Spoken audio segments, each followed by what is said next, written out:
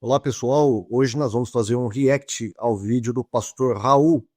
Ele é do canal Nascidos de Novo e ele fez um vídeo chamado O Milênio não é o que você aprendeu na escola dominical, onde ele vai falar sobre amilenismo, tá? O problema não é atacar o amilenismo ou coisa parecida. O nosso objetivo aqui é desfazer alguns mitos a respeito do dispensacionalismo, no qual ele também irá tratar nesse seu vídeo. É como se o dispensacionalismo fosse um tipo de uma heresia evangélica ali dentro da escatologia, né? Então é sobre isso que nós iremos falar, tá? Não é para atacar o pastor Raul, ele é um irmão em Cristo, ele é batista, eu acredito que ele é batista como eu, só que nós estamos em linhas diferentes de escatologia. Ele é, pelo visto, um amilenista e eu sou um dispensacionalista.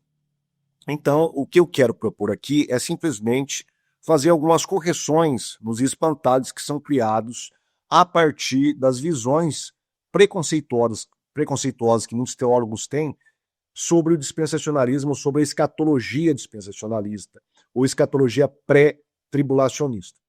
Vamos deixar ele falar e aí nós vamos fazendo algumas pequenas paradas e fazendo algumas considerações sobre o assunto. Para Apocalipse 20, muitos cristãos imaginam um reinado de 1000 anos no futuro, com eventos quase cinematográficos. Mas será que isso mesmo é o que o texto diz? Hoje a gente vai entender as 3 principais visões sobre o milênio: o amilenismo, o pós-milenismo e o pré-milenismo histórico. E mais, por que a gente rejeita a abordagem dispensacionalista que divide o povo de Deus e tira o foco da cruz de Cristo? Já começa a mão, né? Divide o povo de Deus e tira o foco da cruz de Cristo. Gente, eu nunca vi um teólogo dispensacionalista tirar o foco da cruz de Cristo. Todos eles são pessoas piedosas. A maioria dos dispensacionalistas são pessoas que preocupadas com missões, preocupadas com a salvação da alma dos crentes. E por isso, se eles são preocupados com a salvação da alma dos crentes, como que ele pode tirar o foco da cruz de Cristo? Não tem como. Então eu acho que esse é um erro muito cometido por pessoas que não entendem o que é de fato o dispensacionalismo. Então eu sugiro ele ler, senhor, o pastor Raul, ler esse pequeno livro aqui, olha, é fininho, do Thomas Ice, Entendendo o Dispensacionalismo, para você entender o que de fato prega a doutrina dispensacionalista.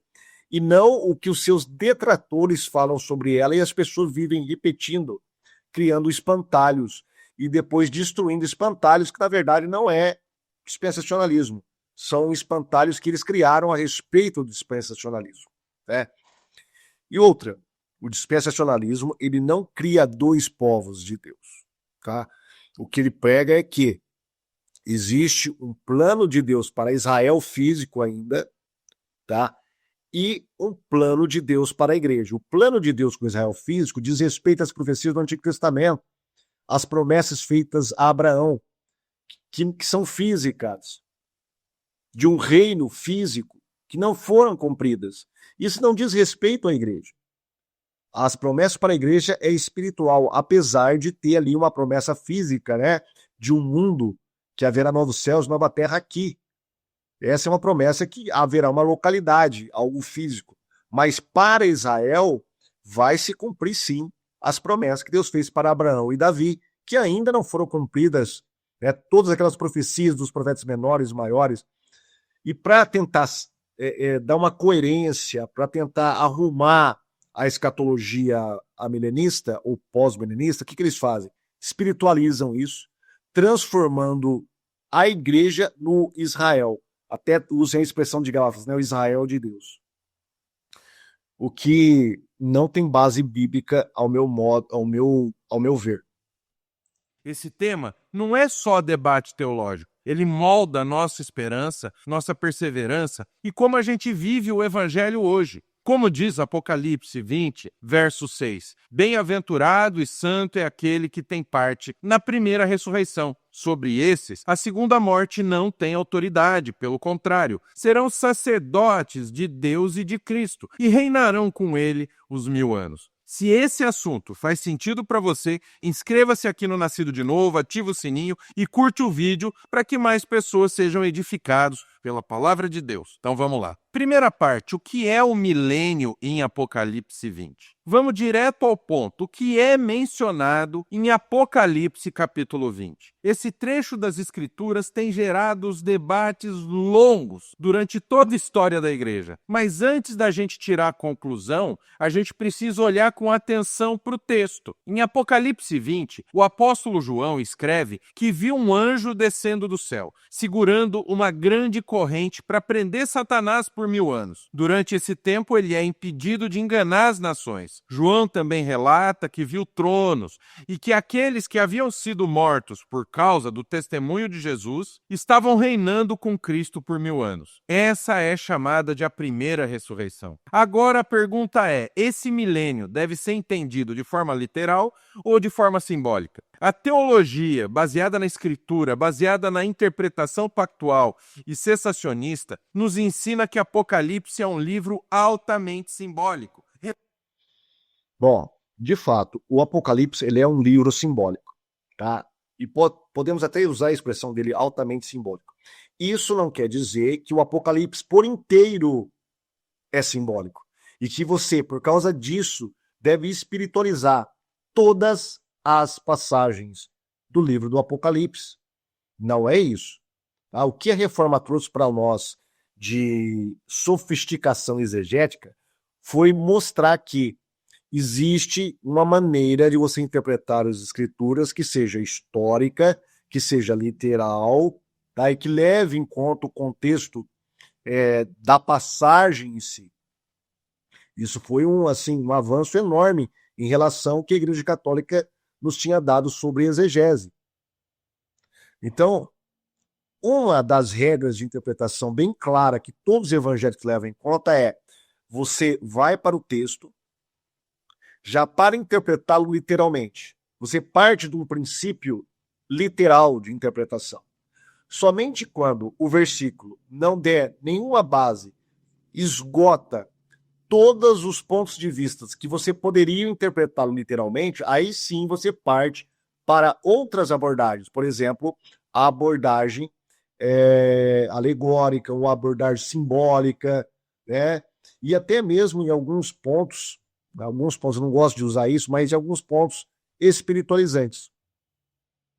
Aí sim, mas primeiro você tem que esgotar todas as evidências que aquilo ali não é literal. Vou dar um exemplo para você.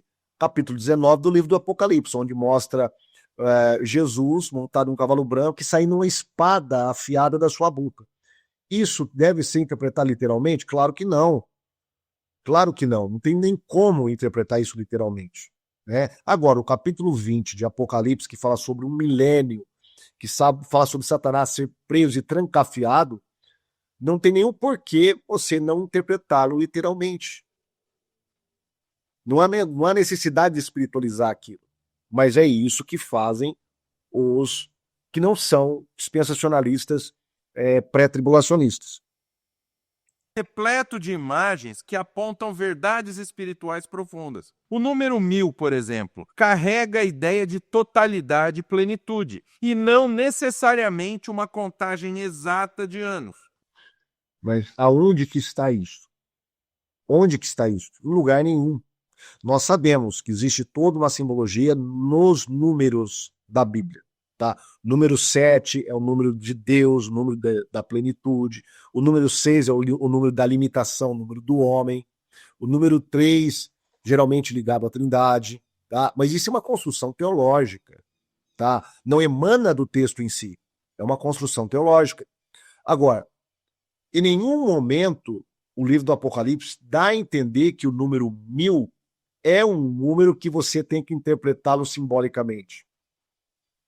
Por exemplo, há vários números no Apocalipse. Fala lá sobre 7 igrejas, sobre 7 estrelas, 7 castiçais. Depois fala sobre 144 mil pessoas. Depois fala sobre 12 mil pessoas. usando os nomes das 12 tribos de Israel.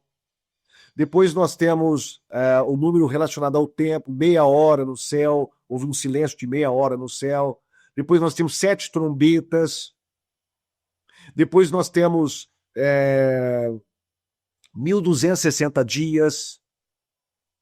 Se fosse assim, a gente não iria entender em nada o Apocalipse. Quando você tira a primeira abordagem de literalidade, sendo que ela poderia dar base para entender o texto, e você não faz isso, ao invés disso, você atropela e coloca no lugar dela uma simbologia, uma abordagem simbólica, você começa a criar coisas da sua cabeça.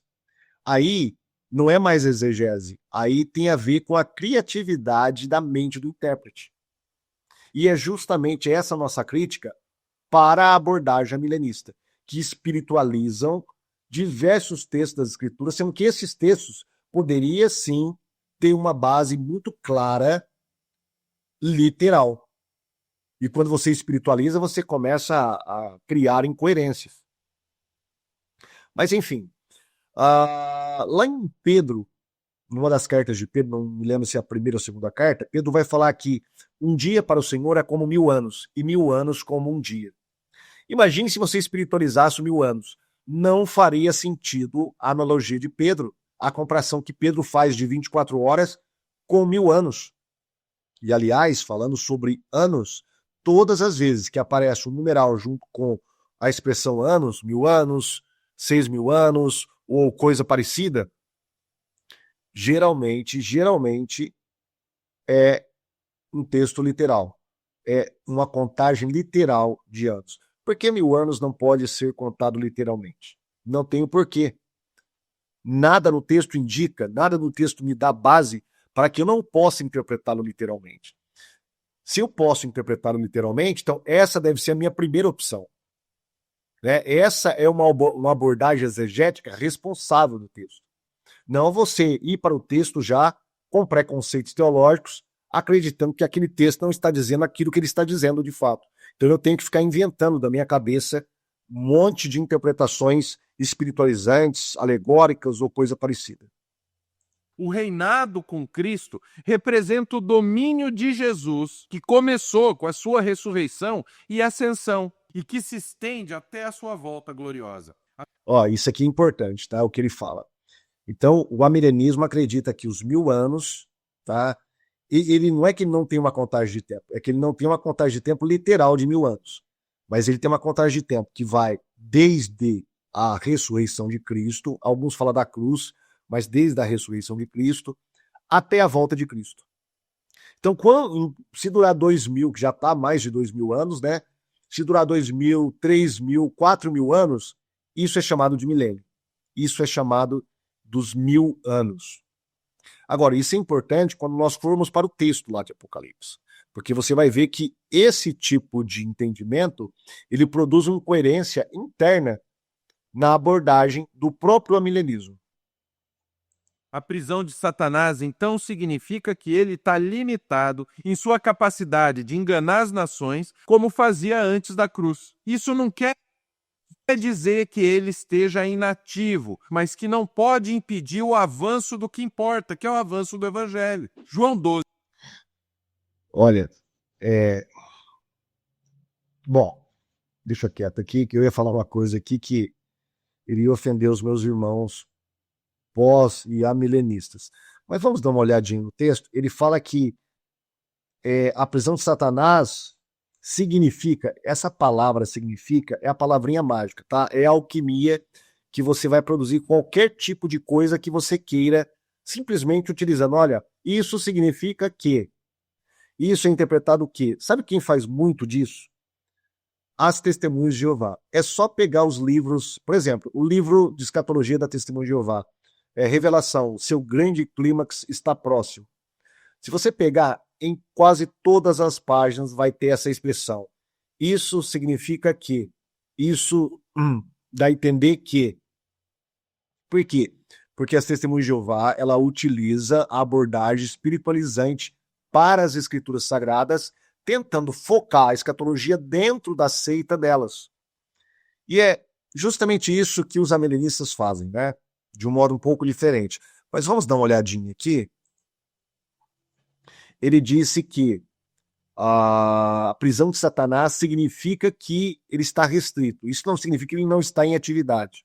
É como se o Satanás fosse um presidiário brasileiro, né? E aí ele teria algumas saidinhas. E nessas saidinhas ele poderia aplicar todo tipo de crimes, né? Roubo, latrocínio, enganar as pessoas, enfim. Poderia fazer todas essas coisas mesmo estando preso. Não é isso que Apocalipse fala. Vamos dar uma olhada aqui, olha, em Apocalipse, capítulo 20, olha o que diz aqui. E vi descer do céu um anjo que tinha a chave do abismo e uma grande cadeia na sua mão. Então, o abismo, nós sabemos pela Bíblia que é um lugar literal onde muitos anjos estão presos até agora. E muitos daqueles demônios que Jesus expulsava pedia para ele não mandá-los para o abismo, tá? Isso aí é bem claro. Então, o abismo é um local real onde estão anjos presos. Não é algo fictício, espiritualizante. O abismo é a terra, a própria terra é o abismo, onde Satanás está preso. Quem ensina isso aí está atropelando o texto bíblico. E ele prendeu o dragão, a antiga serpente, que é o diabo, Satanás, e amarrou por 1000 anos. Aliás, a palavra 1000 anos, ela aparece 6 vezes nessas passagens. 6 vezes. E lançou no abismo, e ali o encerrou, e pôs selo sobre ele. Olha, as expressões são fortes. Lançou, encerrou e carimbou. Ou seja, ele está inativo. Inativo, completamente inativo. Para que não mais engane as nações. Esse é o objetivo de encerrar Satanás no abismo. Para que ele não engane mais as nações. Aí eu pergunto, Satanás continua enganando as nações hoje em dia? Continua enganando as nações hoje em dia. Continua enganando. Então isso significa estar preso? Não está preso. Satanás não está preso. Aqui Satanás em Apocalipse está preso e não engana as nações. A prisão dos amilenistas, Satanás está preso, mas continua enganando as nações. Né? E como que você pode provar isso? Simples, é só a gente ir lá em 1 Coríntios, capítulo 4.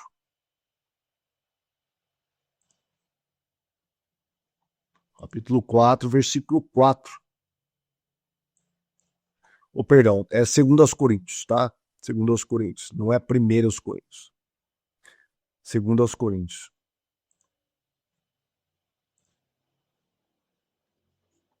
Olha o que Paulo vai falar aqui. Nos quais o Deus deste século cegou o entendimento dos incrédulos, para que lhes não resplandecesse a luz do evangelho da glória de Cristo, que é a imagem de Deus. Nos quais o Deus desse século fez o quê? Cegou o entendimento dos incrédulos. Satanás continua enganando as nações? Continua enganando as nações. Até chegar o evangelho de Cristo. Quando chega o evangelho de Cristo, aí ele não tem como mais enganar as nações. É nesse sentido que Jesus expulsa Satanás. É nesse sentido que está aquela passagem lá do homem forte, né? Que amarra o outro mais forte ainda. É dentro desse sentido. Então, em nenhum lugar os evangelhos ou as cartas, seja de Paulo ou outros apóstolos, falam que Satanás está amarrado durante a época do evangelho. Em nenhum lugar. Mas Apocalipse, sim. Apocalipse mostra que Satanás está totalmente amarrado para não enganar mais o quê? As nações. Não enganar mais as nações. E amarrou por 1000 anos. E lançou sobre o abismo, para que não mais engane as nações. Até que se acabe os 1000 anos. E depois disso, importa que seja por um pouco de tempo solto. Né? Então, aqui embaixo, olha, diz, e acabando-se os 1000 anos, Satanás será solto da sua prisão. E sairá e enganará as nações que estão sob os 4 cantos da terra. Então, durante a sua prisão, ele não engana. O texto deixa bem claro. Só que Paulo fala que ele continua enganando as nações e cegando essas nações. E ele continua ainda impedindo o avanço do reino de Deus, sim. Porque tem um episódio lá não sei se nas cartas ou em Atos, que Paulo fala que ele queria ir para um lugar e foi impedido por Satanás de pregar o evangelho. Satanás impede ainda hoje a pregação do evangelho, sim, Senhor. A não ser que o reino de Deus chegue com força e expulse aquele reino de Satanás, a lei daquela região. Mas, para os amilenistas, eles precisam espiritualizar tudo isso, né? E falar coisas que o texto não diz. Aí ele vai citar João 12:31. 12:31 confirma essa verdade. Chegou o momento de ser julgado este mundo, e agora o seu príncipe será expulso. Bom, o mundo está julgado? Não. Ainda não está julgado nesse sentido de Apocalipse. Tampouco Satanás foi expulso, de acordo conforme está escrito lá em Apocalipse capítulo 20. Satanás ainda não foi julgado, o mundo ainda não foi julgado. Mas, em certo sentido, está julgado por quê? Porque Cristo veio ao mundo, o mundo não o recebeu, na verdade, crucificou Cristo, né? E Cristo, na cruz, derrotou Satanás, como indica o apóstolo Paulo lá em Efésios, triunfando dele na cruz, né? Levou cativo, né, os seus adversários e triunfou deles na cruz. Então, desta maneira, Satanás foi expulso na cruz. De fato, ele perdeu o poder que ele tinha. Isso não significa que ele não está em atividade enganando as nações. Agora, esse versículo aqui não tem nada a ver com o Apocalipse, capítulo 20. Não tem nada a ver. Uma coisa é o que está escrito aqui, que Jesus está falando no Evangelho. Outra coisa que está acontecendo lá em Apocalipse, no final dos tempos. Nesse capítulo de Apocalipse é central para compreendermos as diferentes interpretações do milênio. E nós vamos ver isso nos próximos tópicos. Se você entendeu mais sobre o que o livro do Apocalipse está revelando, comenta aqui embaixo, revelação. E vamos juntos estudar com fidelidade o que Deus se revela na sua palavra. Tópico 2. Amilenismo e pós-milenismo. Vamos entender agora duas das visões mais influentes dentro da teologia sobre o milênio. O amilenismo e o pós-milenismo. Ambas rejeitam uma leitura literalista de Apocalipse 20 e compartilham uma convicção. Então, nem os dispensacionalistas têm uma leitura literalista do Apocalipse. Isso é um outro erro, tá vendo? É um outro mito, é um outro espantalho que as pessoas ficam criando a respeito do dispensacionalismo. Nós também rejeitamos uma leitura literalista. O que nós não rejeitamos é uma interpretação literal de acordo com o mérito do contexto, das palavras, da passagem. Isso sim, então a gente tem que saber, olha, essa parte é literal ou ela é simbólica?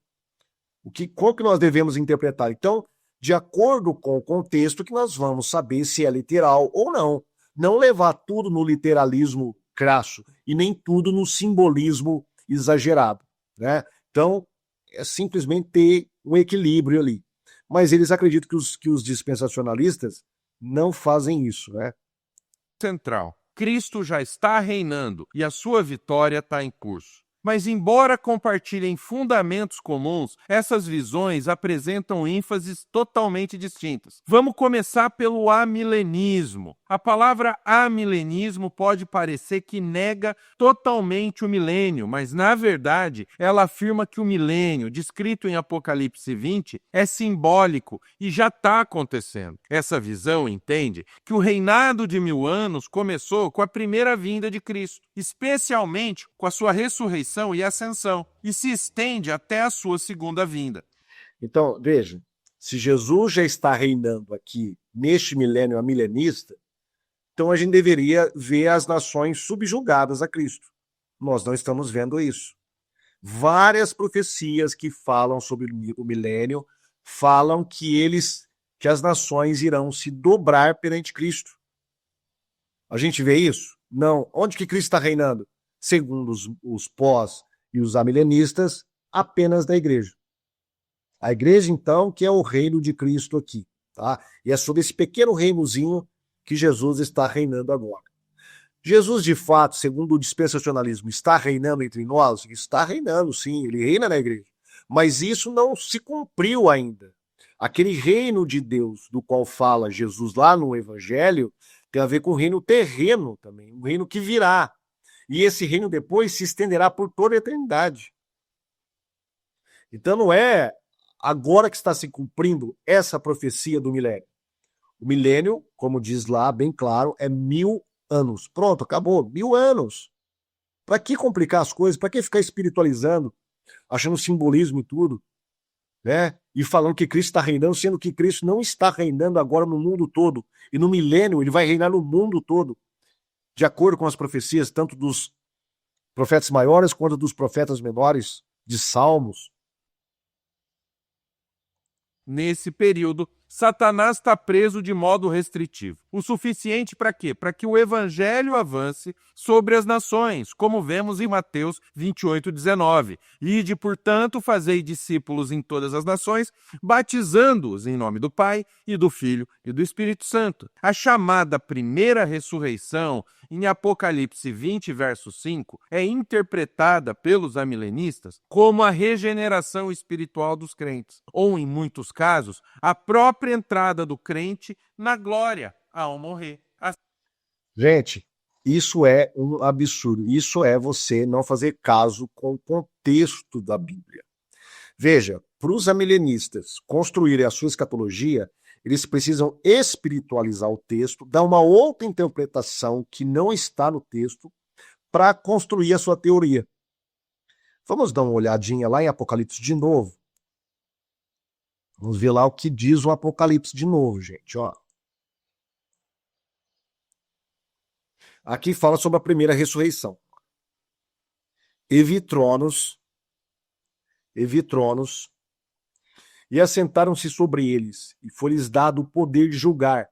E viu as almas daqueles que foram degolados pelo testemunho de Jesus e pela palavra de Deus, e que não adoraram a besta, nem a sua imagem, não receberam um sinal em suas testas, nem em suas mãos, viveram e reinaram com Cristo durante 1000 anos. Mas os outros não reviveram, até que os 1000 anos se acabaram.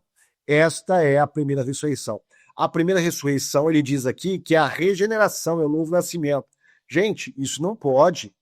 O próprio texto não dá base para isso.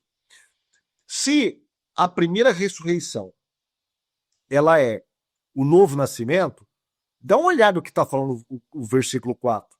Essas pessoas aqui, elas foram degoladas, elas foram mortas, tá?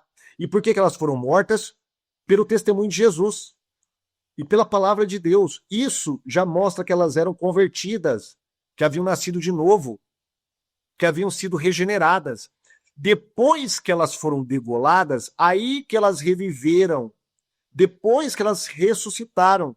Então, se a ressurreição for o novo nascimento, isso entra em contradição com isso aqui, olha. Gente, é claro, como que essas pessoas não conseguem ver isso? Essa incoerência no texto bíblico. E outra, a palavra grega anastasis para ressurreição, ela é única e exclusivamente para o corpo. Não existe a palavra anastasis para a alma. Não existe. Todas as vezes que aparece a palavra anastasis, está se referindo a uma ressurreição do corpo. E é isso que está falando aqui, olha. Mas os outros mortos não reviveram até que os 1000 anos se acabaram. Esta é a primeira ressurreição desse pessoal aqui, olha. Desse pessoal. E outra, os amilenistas acreditam que isso é uma ressurreição geral. Essa é uma ressurreição geral. Se essa for uma ressurreição geral, nós temos um grande problema. Porque esse grupo aqui, chamado de primeira ressurreição, são de mártires. Foram degolados pelo testemunho de Jesus e pela palavra de Deus. Agora, todos os cristãos que ressuscitarão são mártires? Lógico que não, é óbvio que não. Então, você vê a incoerência dos postulados amilenistas, né, com o próprio texto que eles estão citando. Assim, os santos reinam com Cristo no céu, enquanto aguardam o quê? A ressurreição final. O amilenismo está profundamente enraizado na teologia pactual, pois reconhece a unidade da história da redenção e entende que Cristo já é o centro da escatologia. A igreja... Bom, tem mais incoerências aqui, tem a ver com a questão do arrebatamento e a ressurreição. Porque nesse texto do capítulo 20 do Apocalipse, O que você esperaria encontrar ali? O arrebatamento. Por quê? Porque lá em 1 Tessalonicenses, Paulo vai deixar bem claro, assim como em Coríntios capítulo 15, que os mortos ressuscitarão primeiro, depois nós, os ficarmos vivos, serão transformados. Ou seja, o arrebatamento está atrelado à ressurreição dos salvos, atrelado à ressurreição da igreja. Agora, Apocalipse 20 não mostra a ressurreição. Aliás, o arrebatamento. Não mostra de forma alguma. Então você vê que é mais uma incoerência. O que a gente está percebendo aqui?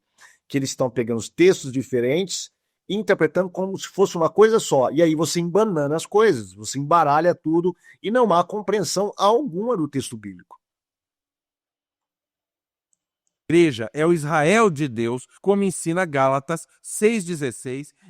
Bom, essa é a teologia chamada teologia da substituição, que fez um mal tremendo para a igreja, né? O que apregou a teologia da substituição? A igreja substitui Israel no plano de Deus. Tá? Então nós temos até aquele momento de Israel, depois Israel falha, a igreja entra, ela é chamada de um novo Israel. Só que esse texto que ele está citando não fala que a igreja é Israel de Deus. O texto não está falando isso.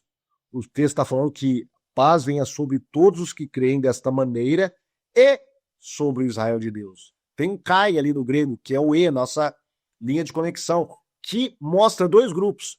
Aqueles que creem, que são gentios ali em Gálatas, e sobre os judeus, que é chamado de Israel de Deus.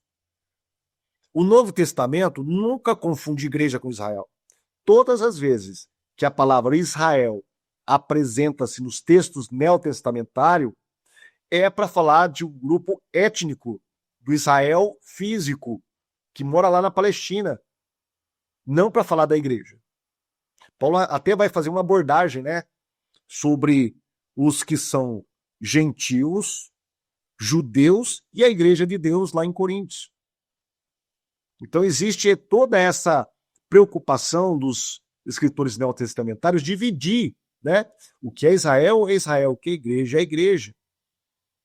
Mas o que os espiritualizantes fazem? Misturam tudo, espiritualiza tudo para tentar dar coerência, né, às ideias escatológicas. E não há dois planos separados. Há um só povo, um só Senhor. Agora vamos ver o pós-milenismo reformado. Essa é outra visão, né, que a gente tem que sempre estar esclarecendo.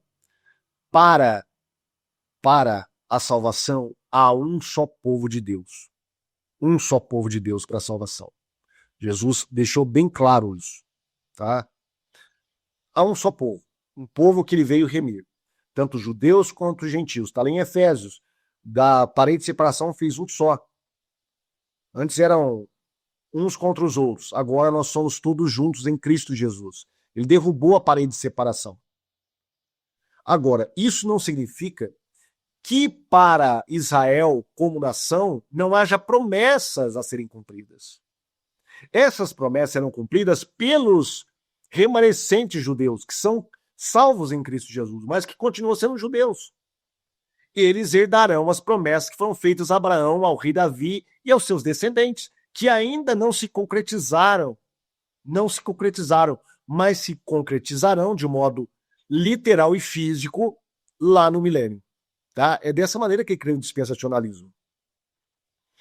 Caso contrário, você vai interpretar as profecias como se elas não tivessem possibilidade de cumprimento, ou cumprimento somente na igreja. Aí o que você tem que fazer? Espiritualizar as coisas. Mas aí você pode falar o que você quiser quando você espiritualiza, né? Você cria um processo de alquimia teológica. A visão também entende o milênio como simbólico, mas difere do amilenismo ao afirmar que vai ter um longo período de expansão visível do reino de Deus, antes da volta de Cristo. Ou seja, o mundo ainda vai ver uma era de grande justiça, paz e influência cristã. Essa expectativa não se baseia no triunfalismo humano, mas na eficácia da palavra de Deus e na ação soberana do Espírito Santo. Isaías 2, de 2 a 4, é frequentemente citado como apoio. Nos últimos dias, acontecerá que o monte da casa do Senhor será restabelecido, no cimo dos montes, e se elevará sobre os outeiros, e para ele afluirão todos os povos. Irão muitas nações e dirão: Vinde, e subamos ao monte do Senhor, e à casa do Deus de Jacó, para que nos ensine os seus caminhos e andemos pelas suas veredas. Porque de Sião sairá a lei, e a palavra do Senhor de Jerusalém. Ele julgará entre os povos e corrigirá muitas nações. Estas converterão as suas espadas em relhas de arados e as suas lanças em podadeiras. Uma nação não levantará espada contra outra nação, nem aprenderão mais a guerra. Então, esses versículos também são usados pelos dispensacionalistas, muito usados, mas nós entendemos conforme está ali. Né? A gente não fica espiritualizando o versículo. Porque para os pós, quanto os amilenistas, né, mais os pós, eles precisam espiritualizar isso. Você percebeu quais são as palavras daqueles versículos, daquelas porções que ele trouxe? Casa do Senhor, Monte de Sião, Jerusalém. Aí eles precisam fazer o quê? Uma conversão para que se adapte à igreja. Nós não precisamos fazer isso. Nós pegamos o versículo, obedecemos o contexto do versículo e acreditamos que aquilo está falando sobre, de fato, o que vai acontecer no milênio com Israel. Do monte do Senhor sairá a lei, do monte do Senhor será o conhecimento. Todos os povos conhecerão o Senhor a partir do monte Sião, ou seja, de Jerusalém, onde todos ali estarão convertidos ao Senhor. Né? Israel novamente terá a promessa de ser o cabeça sobre todas as nações, para cumprir as promessas que foi feita a Abraão, ao rei Davi e outras promessas messiânicas também, que estão lá em Salmos, por exemplo. Tá? Agora, os pós, eles não podem levar de fato a sério o versículo como de fato ele está ali no texto. Eles precisam fazer o quê?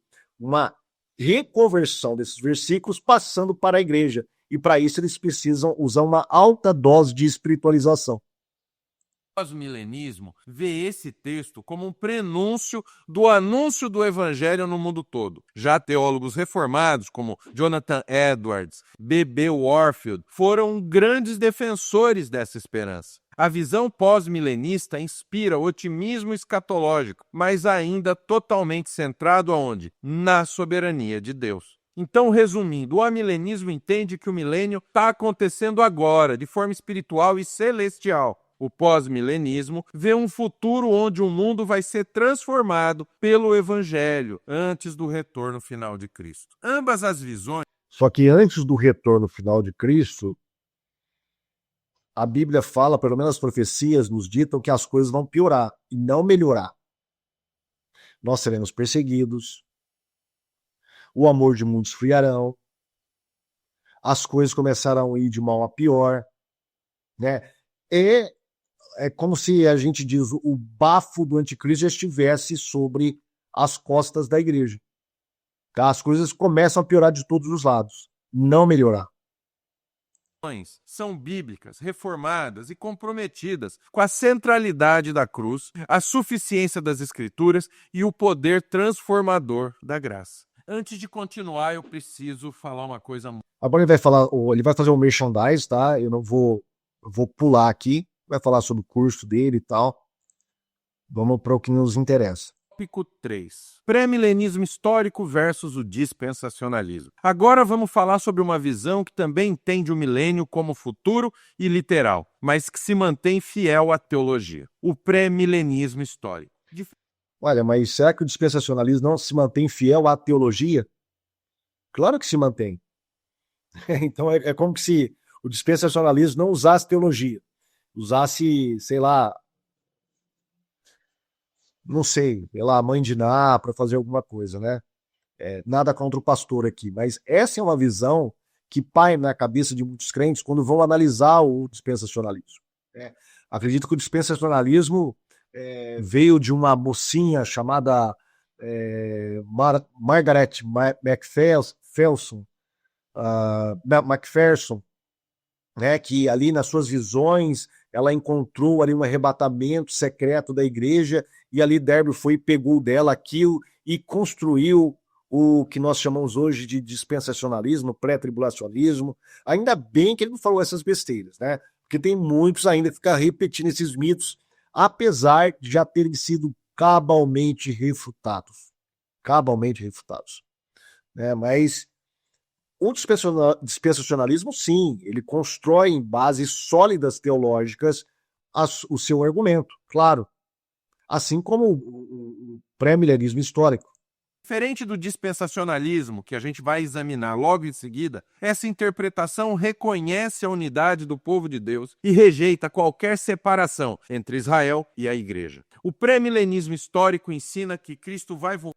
Mais ou menos, porque tem pré-milenistas históricos que faziam a separação entre Israel e a igreja, tá? Não é, assim, uma totalidade dele, não. Tem pré-milenistas históricos que faziam, sim, separação entre Israel e a igreja. Voltar antes de um reinado literal de 1000 anos aqui na Terra. Essa visão, depois da volta de Jesus, vai ter uma ressurreição dos crentes e um período em que Cristo vai reinar visivelmente sobre a terra com os seus santos. Esse período culmina no juízo final e na entrada definitiva no estado eterno. Essa posição é compatível com uma teologia reformada porque não propõe dois povos distintos de Deus. Não inventa frases escatológicas desconectadas da obra de Cristo. O foco permanece na cruz, no cumprimento das promessas de Cristo e na consumação do reino. Agora, Bom, o dispensacionalismo, muitas pessoas não sabem. Eles acreditam que o dispensacionalismo tem a ver com escatologia. Dispensacionalismo não tem nada a ver com escatologia, ou não tem somente a ver com escatologia. O dispensacionalismo tem a ver com eclesiologia e não escatologia, tá? É por isso que muitos fazem confusão. A pessoa pode ser dispensacionalista e pós-tribulacionista. A maioria esmagadora dos pré-tribulacionistas são dispensacionalistas e vice-versa. Mas isso não quer dizer que ele é uma teoria da escatologia, tá? E nem que o dispensacionalismo tenha a ver apenas com dispensações, ou 7 dispensações. Essa é uma outra caricatura de pessoas que não conhecem a fundo a teologia dispensacionalista, que falam que a gente é um tipo de escatologia que cria 2 tipos de salvação, tende mais para o arminianismo ou coisa parecida. São erros como esse que são propagados aí. Contrastando com isso, a gente tem o dispensacionalismo, uma doutrina moderna que começou no século XIX com John Nelson Darby. Bom, muitas dessas coisas que ele vai falar aqui, o Michael Vlach, que é um teólogo dispensacionalista, já escreveu aqui no seu livro, Dispensacionalismo, Crenças Essenciais e Mitos Comuns. Ou seja, o que é essencial para o dispensacionalismo e o que é mito que inventaram sobre o dispensacionalismo. Um dos mitos é o dispensacionalismo é algo moderno, algo que foi inventado no século XIX por Darby. Né? Ainda bem que ele não usou a tão fadada ao fracasso teoria da Margaret MacPherson. Né? Diz que ela que criou o dispensacionalismo. Bom, ainda bem que ele não usou isso.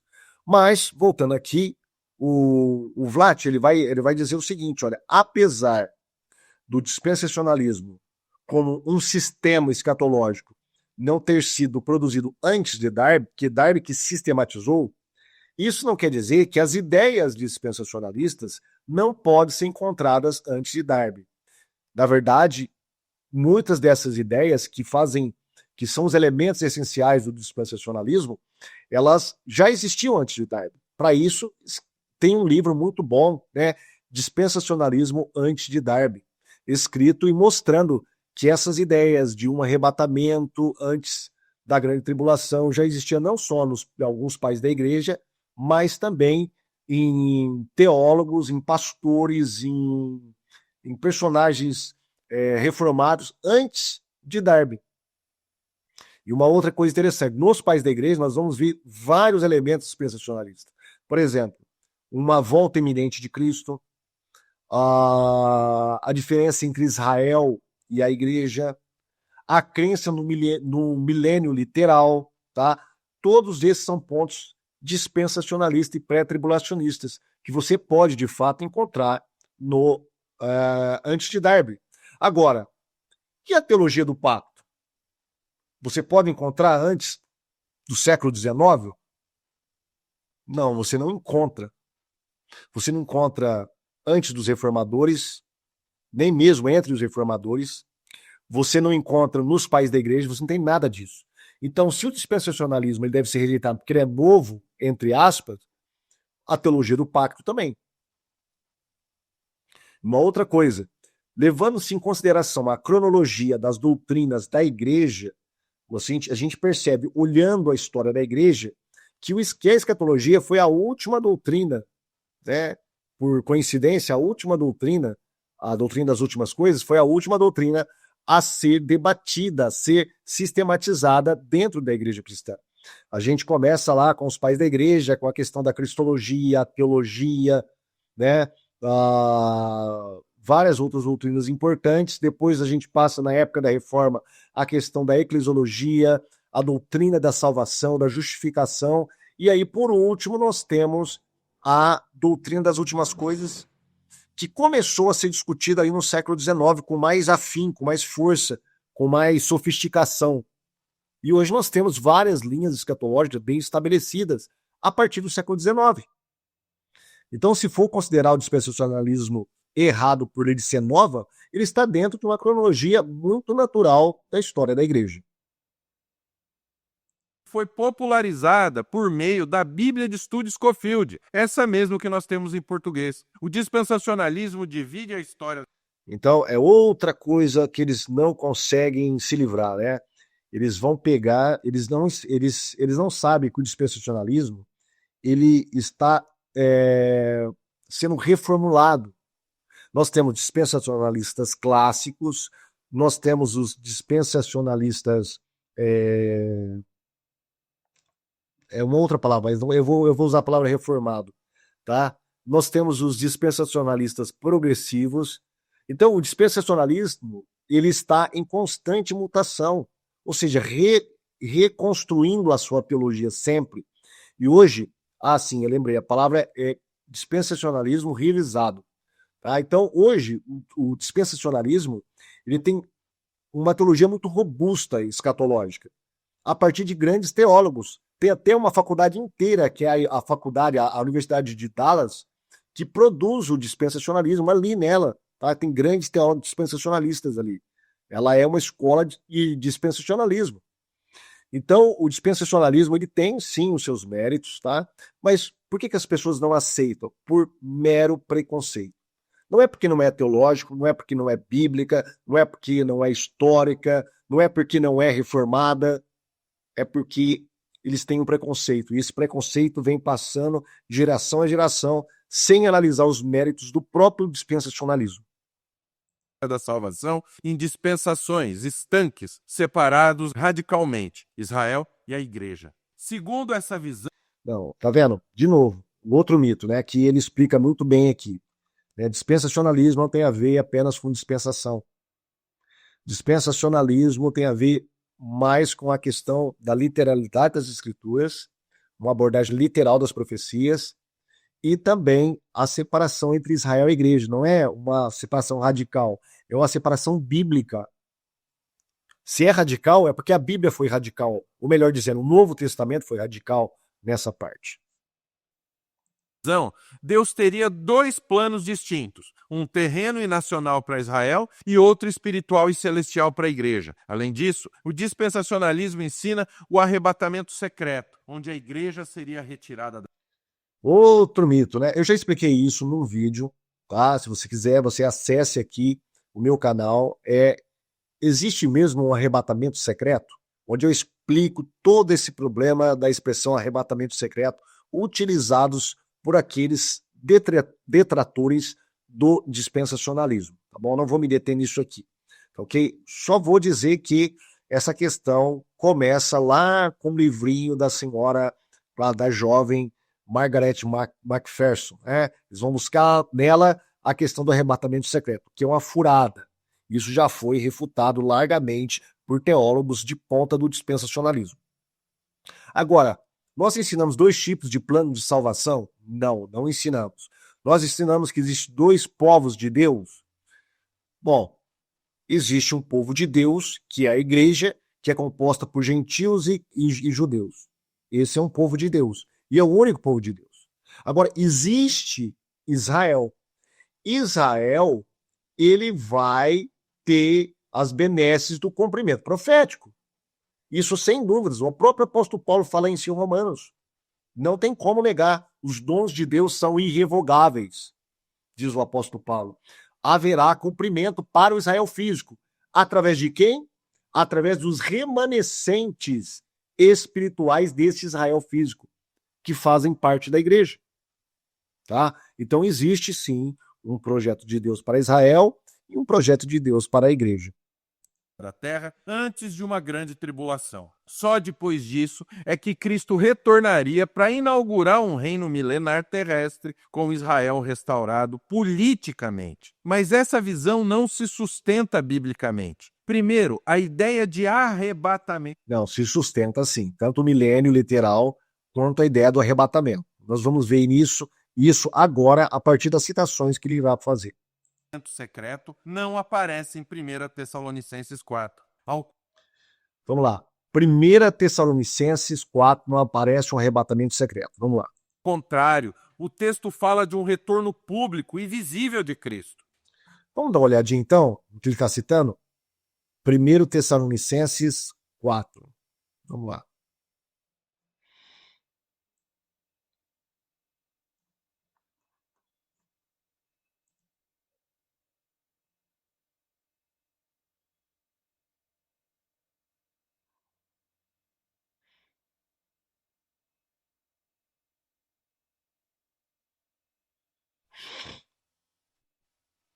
Olha, começa aqui. Ó.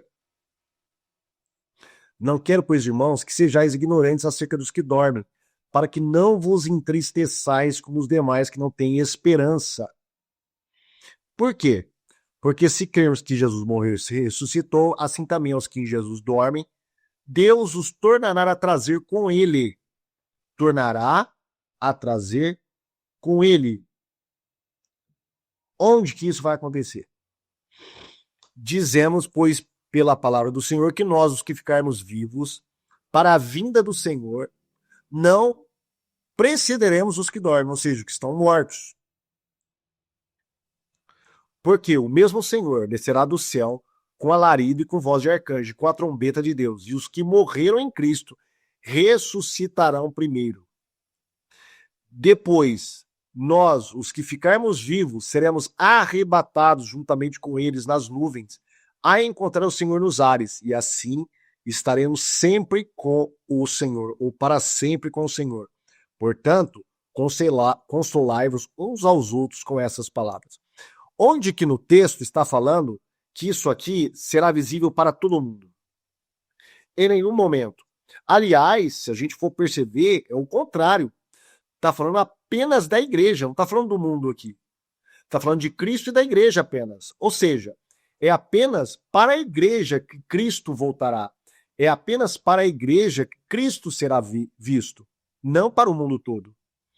Lembra quando Jesus subiu aos céus, lá no capítulo 1 de Atos dos Apóstolos? O que o texto fala lá em Atos dos Apóstolos, gente? Vamos dar uma olhadinha lá no capítulo 1. Quando Jesus está subindo aos céus.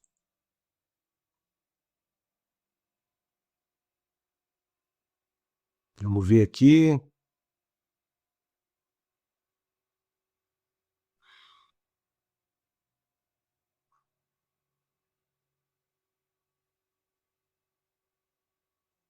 Acho que é o capítulo 2. Vamos lá.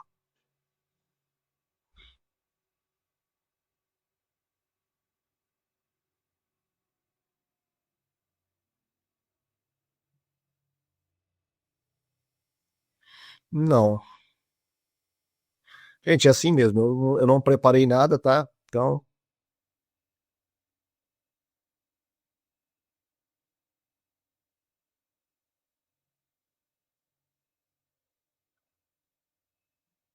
Aqui, olha. Versículo 6 diz o seguinte, olha. Aqueles, pois, que se haviam reunido perguntaram-lhe, dizendo: Senhor, restaurarás neste tempo o reino a Israel? Que reino é esse? Um reino espiritual? Não. todos eram judeus, todos acreditavam que o reino seria restaurado para Israel aqui na terra. E o que Jesus fala? E disse-lhes: não vos pertence saber os tempos ou as estações que o Pai estabeleceu pelo seu próprio poder. Ele não diz aqui, olha, não existe esse negócio de reino terrestre para vocês, tá? A igreja agora é o Israel de Deus. Foi isso que Jesus falou? Não, ele falou assim, olha, não pertence saber para vocês agora o que o Pai estabeleceu pelo seu próprio poder. Ou seja, Deus estabeleceu um tempo onde haverá uma restauração do reino para Israel. É isso que o versículo está dizendo. Mas recebereis o poder. O que vocês têm que ficar preocupados agora? É com que a nova dispensação do evangelho, ou seja, vocês vão pregar o evangelho. Versículo 9. E quando dizia isto, vendo-os, eles, foi elevado às alturas, e uma nuvem o recebeu, ocultando a seus olhos. Ou seja, quem que viu Jesus subir? Apenas a igreja. O mundo não viu Jesus subir. E olha que vai falar os anjos, olha. E estando com os olhos fitos no céu, quando ele subia, eis que junto dele se puseram 2 homens vestidos de branco, os quais lhe disseram: homens galileus, por que estáis olhando para o céu? Esse Jesus que dentre vós foi recebido em cima no céu, há de vir assim como para o céu o viste ir. Ou seja, quem que viu eles ir para o céu? Apenas a igreja. Quem virá ele voltar apenas para a terra? A igreja. Somente a igreja que virá ele aparecendo nas nuvens, tá?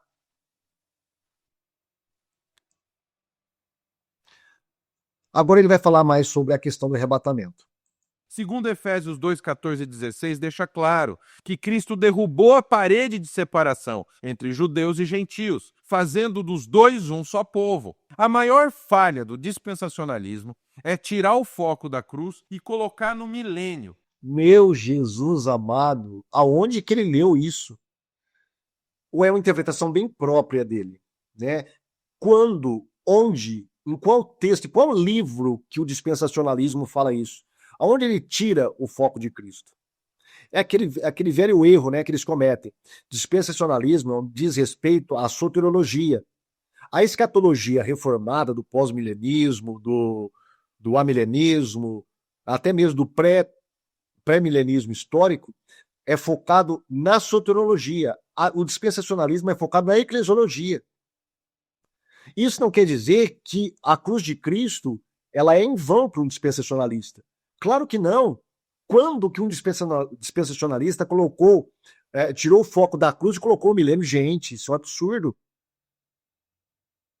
Eu gostaria que o pastor Raul nos trouxesse algum texto dispensacionalista onde mostra isso. Onde que haverá salvação para todo mundo só no milênio. Nós vamos para o milênio porque nós já fomos salvos na cruz de Cristo. É bem diferente. Isso inverte totalmente a lógica do evangelho.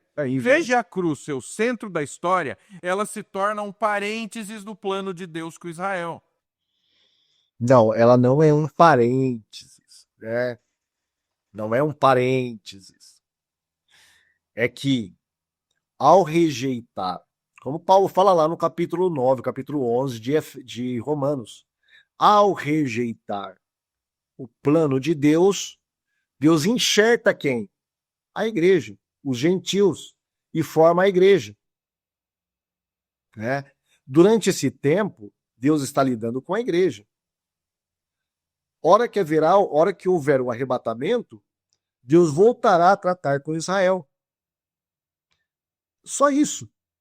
Não é? Mas o que eles fazem? Eles veem isso como se fosse algo que estivesse denegrindo o evangelho. E, na verdade, não está denegrindo o evangelho. As pessoas judaicas antes da cruz, antes do evangelho, antes da igreja, eram salvas pela cruz de Cristo. Depois serão salvas continuando pela cruz de Cristo, porque a cruz de Cristo ela é a histórica, o efeito dela é a histórico. Ou seja, ela vai para o passado e vai para o futuro. E permanece no presente. Então, como que o dispensacionalismo não vai levar isso em consideração? Na teologia pactual, a gente entende que todas as promessas do Antigo Testamento se cumprem em Cristo. Ele é o verdadeiro descendente de Abraão, o rei prometido, o sumo sacerdote e o centro da nossa esperança. Exatamente.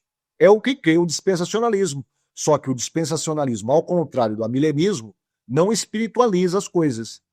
Tudo será cumprido em Cristo, que é o descendente de Davi, que sentará no reino aqui no milênio, para cumprir as promessas. Deste modo, as promessas serão cumpridas em Cristo, o descendente de Abraão, e por sua vez será cumprido em todo Israel. O Israel que será alvo ali das promessas que não foram cumpridas literalmente, mas tudo através de Cristo, claro. Por isso, a gente rejeita o dispensacionalismo. Ele não só distorce a escatologia, mas enfraquece a beleza da unidade do povo de Deus e a suficiência da cruz. De modo algum. Se ele rejeita por isso, então ele está rejeitando baseado em espantalho, né? Nós já explicamos tudo isso aqui durante esse vídeo. Então não tem como rejeitar o dispensacionalismo a partir de bases tão frágeis como essas, né? Que são mais espantalhos do que uma realidade, o verdadeiro dispensacionalismo. Aliás, eles trabalham muito bem isso aqui, olha. Eu gostaria que o senhor Raul, o pastor Raul, lesse esse livro, Quando a Trombeta Soar, tá? São vários teólogos dispensacionalistas que vão explicar essa questão. A teologia nefasta da substituição, a questão do milênio, tá? E a questão do milênio é muito bem explicada nesse livro de Manual de Escatologia do Pentecoste, tá? Muito bom mesmo. Eu incentivo a todos a conhecer o dispensacionalismo pelos dispensacionalistas, pela teologia dispensacionalista, e não pelos seus detratores. Então comenta aqui embaixo a palavra peregrinos, pois um dia estaremos com Cristo no novo céu e na nova terra. Então somos peregrinos nessa terra aqui. E por que essa doutrina importa? Talvez você esteja se perguntando, ok, entendi, as visões sobre o milênio, mas isso realmente muda em que a minha Bom, eu vou colocar no 2 aqui pra gente ganhar tempo, tá bom? vida cristã? A resposta é que muda muito. A forma como você entende a escatologia molda sua visão de mundo, molda sua esperança, molda sua perseverança diária. Não se trata só de saber o que vai acontecer no fim, trata-se de saber quem reina agora, para onde a gente está indo e como a gente deve viver, enquanto nós aguardamos o que é a volta de Cristo. A escatologia bíblica não é um luxo para estudioso, ela é uma bússola espiritual. Paulo escreveu em Tito 2, verso 13, e devemos o quê? Aguardando a bendita esperança e a manifestação da glória do nosso grande Deus e Salvador Cristo Jesus. Essa esperança viva nos sustenta em meio às lutas da vida. Se cremos que Cristo já reina, como diz Efésios 1, 20 a 22, então a gente pode viver com confiança, mesmo nos tempos mais difíceis. A gente sabe que a vitória final já foi conquistada na cruz e que vai ser plenamente revelada na segunda vinda de Cristo. Além disso, a escatologia reformada coloca o foco na cruz e não no espetáculo. O milênio não é o centro, Cristo é o centro. Isso nos livra do medo e nos dá coragem. De novo, outro espantalho, né? Continua repetindo esse espantalho, que o milênio é o centro e não a cruz de Cristo. Gente, bom, eu não vou ficar repetindo aqui. Eu acho que já está no final do vídeo dele, ele está apenas fazendo um desfecho aqui.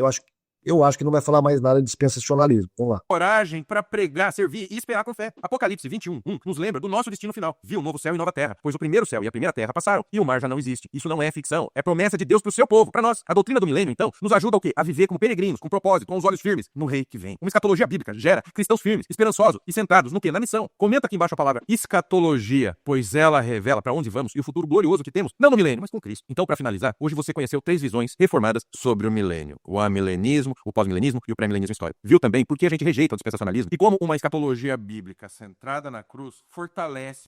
Então, tudo pode ser plausível, tá?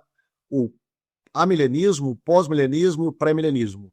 Mesmo que essas escatologias sejam, assim, completamente aversas uma à outra. Desde que o dispensacionalismo não esteja no meio. Esse não dá para aceitar. Eu posso aceitar pré-milenista, que é totalmente contrário ao amilenismo. Eu posso até aceitar, desde que eles sejam reformados. Mas o dispensacionalismo, não, isso aí não pode.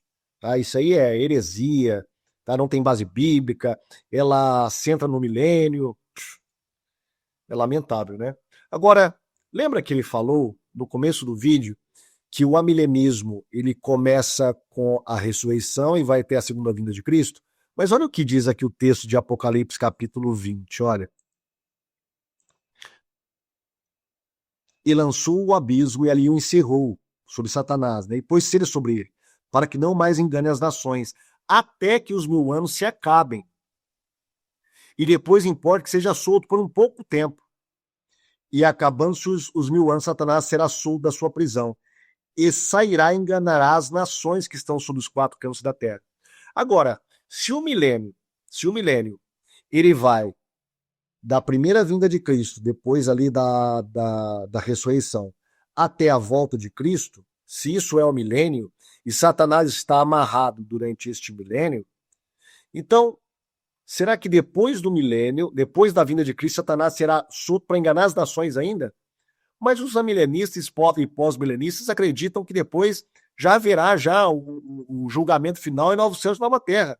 Onde que Satanás reunirá tantas pessoas para enganar assim depois? No novo céu e na nova terra? Porque se você levar em consideração a teologia milenista, escatológica, a respeito desse texto, é isso que ela dá a entender. Nós, dispensacionalistas, por outro lado, não temos esses problemas. Porque nós acreditamos que haverá um milênio de 1000 anos. E aí, depois desse milênio, que será povoado, inclusive de pessoas que rejeitarão o reino de Deus, essas pessoas ali serão arregimentadas por Satanás para uma última e nova guerra contra Cristo. Tá? E ali vai se findar tudo, haverá novos céus e nova terra. Tá? É uma teologia coerente, a teologia dispensacionalista, ao contrário de outras que precisam espiritualizar, trazendo complicações internas para o seu próprio sistema. Isso quer dizer que o dispensacionalismo é assim 100% perfeito? Claro que não, tem lacunas, tem erros, como todo sistema, como todo construto teológico humano. Tá? Ele tem os seus erros, tem os seus problemas, mas eu acredito que ele tem menos problemas do que outras visões escatológicas. Tá? Isso aqui não foi para atacar o pastor Raul, tá? Ele é irmão em Cristo, mas para mostrar alguns espantalhos, incoerências, né, daqueles que atacam o dispensacionalismo. Só isso, pessoal. Se você gostou, deixa aqui embaixo no vídeo, tá, qual é o seu sistema de crença e por que você acredita nesse sistema de crença. Tá bom? Fique com Deus e até o próximo vídeo. Tchau.